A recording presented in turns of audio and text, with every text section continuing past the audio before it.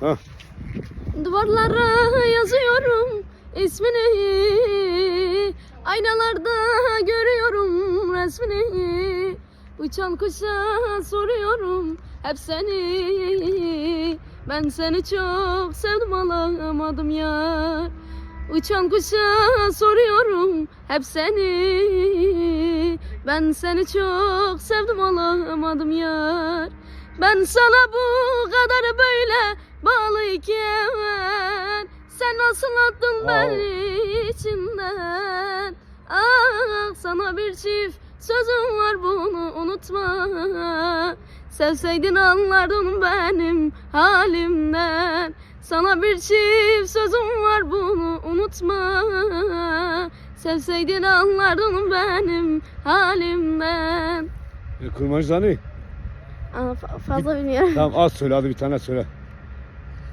Ne diyor ne di, müjdesin ne di, derdimiz yak bu takrasa di. Vay, Ne vay. diyor ne di, müjdesin ne di, derdimiz yak bu takrasa di.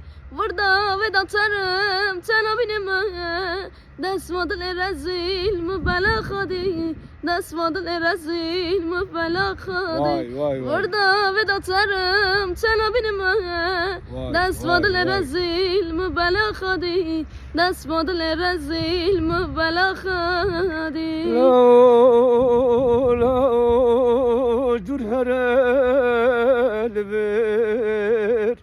Ezi teperçe perçe bikim dur here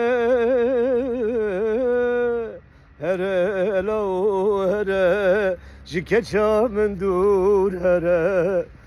Geçkame naviteçiye. İmran. İmran Jurhay, Urfa. Urfalısın. Evet.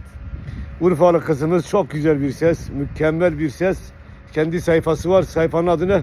İmran Tabala. İmran Tabala.